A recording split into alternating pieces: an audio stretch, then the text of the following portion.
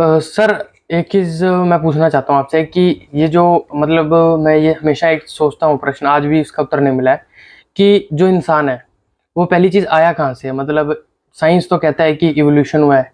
पहले वो अमीबा था, फिर ऐसे-ऐसे कर के वो मछली, बंदर और वो चीज़ें होती रही और आज हम उस रूप में विकसित हो गए। और जो धर्म ग्रंथ है हमारे, मतलब जो स्क्रिप्चर्स हैं, वो ये कहते हैं कि ब्रह्मा जी के ब्रह्मा जी ने पहले ऋषि बनाए, ऋषिगण कुछ, उन्होंने फिर मानस पुत्र बनाए, मतलब इस तरह से हुआ कि ये देवी देवताओं की संरचना है। और तो इसका मतलब ये उनका कहने का कुछ मतलब और था, हमने कुछ और निकाला, या फिर साइंस सही है, साइंस अधूरी है, मतलब इसका क्या है वो प्रॉपर, आप मुझे कंक्लूजन बताइए। जी।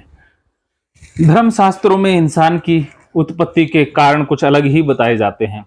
देवताओं ने, भगवानों ने इंसान की रचना की है और साइंस विकासवाद को मानता है।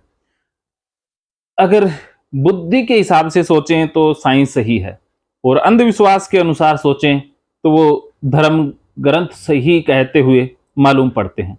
लेकिन आज जमाना विज्ञान का है, साइंस का है। जो बात बुद्धि को जचे वही सत्य है।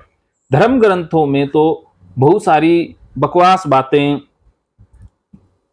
ब्राह्मणों ने लिख दी हैं, क्योंकि ब्राह्मणों ने अपनी पूजा करवाने के लिए, अपनी दान दक्षिणा बढ़ाने के लिए, अपनी रोजी रोटी कमाने के लिए बहुत सारी ऐसी बातें लिख दी हैं जिनका कहीं कोई सिर पैर नहीं है।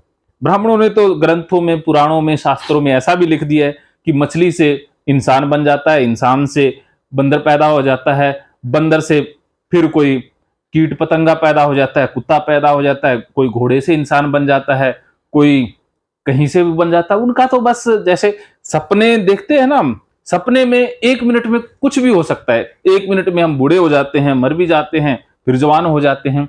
तो वैसा ही उन शास्त्रों का तरीका है कि वो कुछ भी कर सकते हैं। शास्त्र या जो भारतीय धर्म ग्रंथ हैं वो तो बुद्धि से परे की भी सोच लेते हैं या बुद्धिहीनता की भी हद कर देते हैं। उनकी बातों में कोई सच्चाई नहीं है। लेकिन कुछ अध्यात्मवादी या कुछ ज्ञानी ऋषि हुए हैं जिन्होंने वेदों में या उपनिषदों में कुछ वाक्य दर्ज किए हैं, लेकिन इतनी अज्ञानता है उन वेदों में, शास्त्रों में, या इतने अज्ञानियों के श्लोक हैं, उसमें से ज्ञानियों के श्लोक ढूंढना भी बहुत बड़ी मशक्कत का कार्य है। तो फिर हम कहाँ जाएं इसकी जानकारी जुटाने के लिए कि इंसान कैसे बना? तो फिर हमें साइंस पर ही आना होगा। साइंस बहुत सारे सिद्धांत बताता है कि धरती को बने हुए 4000 करोड़ साल हो गए। धरती हमेशा से नहीं थी। तो कोई बिग बैंग का सिद्धांत बताता है, कोई अलग अलग सिद्धांत बताए जाते हैं। वो सिद्धांत हैं, सच्चाई वैज्ञानिक भी नहीं जानते हैं, लेकिन उन्होंने कयास लगाए हैं। लेकिन वो कयास काफी हद तक बुद्धि को सही मालूम पड़ते हैं।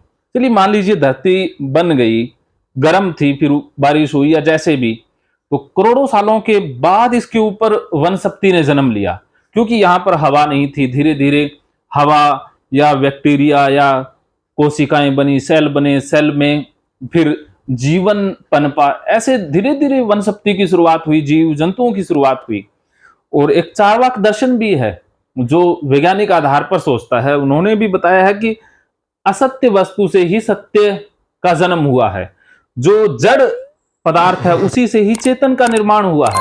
तो चेतन वो है जो ये जीव जंतु है जिनमें चेतना है, जो चलते फिरते हैं, प्रजनन करते हैं, उनको हम सजीव कह सकते हैं या चेतना के अलग अलग लेवल के प्राणी कह सकते हैं। तो अब फिर से वैज्ञानिक बताते हैं कि कोई उल्का ऐसी धरती पर गिरी जिसमें कुछ ऐसे सेल्स थे जिनके अंदर जीवन था। तो वो सेल्स यहां पर आकर के अलग अलग गैसों के साथ मिक्सअप होकर के अलग अलग वो संरचनाएं बनाती गई और धीरे धीरे कुछ संरचनाओं से जीव जंतु बन गए, पेड़ पौधे बन गए, फिर अलग अलग सेल से इंसान भी पैदा हो गया। तो ये बहुत लंबी प्रक्रिया है, करोड़ों सालों की ये प्रोसेस है। एक दिन में इंसान इस धरती पर नहीं पनपा है, बहुत धीरे धीरे पनपा है। और धरती तो उससे भी बहुत पुरानी है, नदियां नहीं थी, समुद्र नहीं थे। तो उसके बाद फिर इंसान जैसे पनपे, तो कुछ हजार साल पहले इंसान को लिखना या पढ़ना भी आया तो उसने फिर लिख दिया कि भगवान ने ही धरती बनाई, क्योंकि उस समय इंसान वैज्ञानिक आधार पर नहीं सोच सकता था, क्योंकि उसके पास ना वो इंस्ट्रूमेंट थे, ना वो वैज्ञानिक उपकरण थे, ना वो प्रयोग करने के लिए प्रयोगशालाएं थी। तो इंसान करे क्या? तो कुछ बुद्धिजीवी, जिन्हें हम दर्शन शास्त्री भी बोल देते हैं, तो उन्होंने मन को ही लैब बनाया। इसी आधार पर उन्होंने बहुत सारे अंदाजे लगाए। तो उन अंदाजों को दर्शन शास्त्र में आप पढ़ सकते हैं। लेकिन कुछ धार्मिक लोगों ने भगवान को ही उत्तरदायित्व मान लिया कि कौन इतने झमेले में पड़े, कहाँ इतना मत्था खपाई, फिर पता नहीं वो सच है या झूठ है। तो एक ही एजेंट मान लेते हैं कि भगवान है, भी भगवान ने बनाई। इसके बाद बात ही खत्म है कि भगवान ने पैदा किया सब कुछ। अगर भगवान ने धरती बनाई या ब्रह्मा ने बना दी, तो फिर चाइनीज जो अलग ही फिलोसफी बताते हैं वो किसी और को ही जिम्मेवार बताते हैं, इंसान को उसने बनाया। जो मुस्लिम धर्म में किसी और को ही जिम्मेवार बताया जाता है। ब्राजील वाले कुछ और ही कहते हैं, अंग्रेज कुछ और ही कहते हैं। जितने भी धर्म हैं सब ये कहते हैं कि उनके भगवान ने ही मनुष्यों को पैदा किया। तो बताइए कि भगवान भी तो भेदभाव करते हैं क्या, कि ये जो ब्रह्मा है वो हिंदू ही पैदा करेगा और जो अंग्रेज पैदा करेगा वो अलग ही डिपार्टमेंट है, जो मुस्लिम पैदा करेगा उनका डिपार्टमेंट ही अलग है, चाइनीज का तो डिपार्टमेंट भी सबसे अलग है। तो ये भगवान भी अलग अलग अपने कारखाने खोल के बैठे होते हैं जहां से इंसान बनाया जाता है।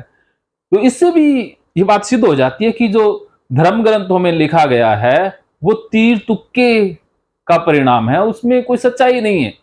वो सिर्फ लिख दिया बस। अब क्या करें, वेले बैठे हैं पंडित, तो कुछ ना कुछ तो लिखेंगे ही जिससे लोगों को अट्रैक्ट किया जाए। तो वो अपनी मन मर्जी से, अपनी कल्पनाओं से कुछ भी लिख देते थे। कुछ ज्ञानी पंडित थे तो उन्होंने कुछ ज्ञान की बातें भी लिखी हैं, लेकिन ज्ञान की बातें हमारी समझ में नहीं आती है तो हम ज्ञानी पंडितों को तो बाय बाय कह देते हैं। लेकिन जो कुछ अज्ञानी थे जिन्होंने काल्पनिक और रहस्यमयी बातें लिख दी, तो वो हमें सच्ची लगती है और हम भी उस पर विश्वास कर लेते हैं।